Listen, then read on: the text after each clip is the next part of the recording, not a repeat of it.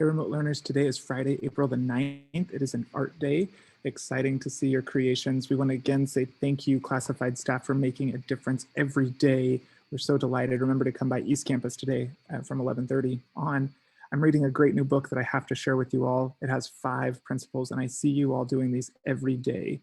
You're advancing a just cause, learning, being able to be in your teams and pushing everybody forward. We're so excited for that. You're building those trusty teams, you're studying those worthy rivals, you're looking at all the ways you've been flexible this year. There's a big word that says existential flexibility. That's what you're practicing. And then you have such courage to lead and to learn. And we're so proud of you. So I'll probably share more about this book because I really like it. It's by one of my favorite guys, Simon Sinek.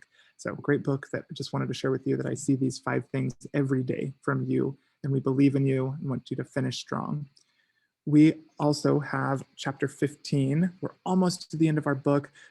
Finding Langston has given us so many tools about resiliency, about what loss is like, about how to build back strong and be able to handle situations by having a strong family, a strong group of friends, and relying on good literature and good books to be able to see you through. So Katie Dempsey, Miss Dempsey's reading for chapter 15. We're so delighted to have her. She was featured last week with some of her notes on Langston Hughes and some poetry that we shared. For your experience, for your activity for chapter 15, we're going to ask that you look up the same poet that you found yesterday and share a little bit of facts about those poems. So we're going to tell how we got those facts. We're going to cite our sources, and we're going to learn more about the poets behind some of the work. Just like Langston is finding out about Langston Hughes, the author behind that, kind of experiencing that, getting in that mindset and thinking. We want to see if you can find some of these poets or others that you can look at. So one poet that I found from the library is called Nikki Grimes. I learned that her real name isn't Nikki. She has a pen name. Her real name is Naomi. She was born in Harlem, and she has been looking at women poets of the Harlem Renaissance. And this book that she has is called Legacy. She's really cool because what she does is she'll find a poem from someone like Angela Wield Grimke and look at the Spring Dawn. She'll find one line of that poem, and then she'll make her own poem with that being the last word of each of them. So I'll read these two and just show you a quick example. So the author has taken a poem, kind of found a new way to share her ideas, and I just love how it looks. So here's how it goes. I watched the dawn come up, watched the spring dawn come, and the red sun shouldering its way up through the gray, through the blue, through the lilac mist, the quiet of it, the goodness of it. And one bird awoke, saying, world, the blur of moving black against the sun, sang again afar off.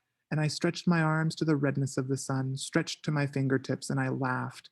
Oh, it is good to be alive, good to love at the dawn, at the spring dawn.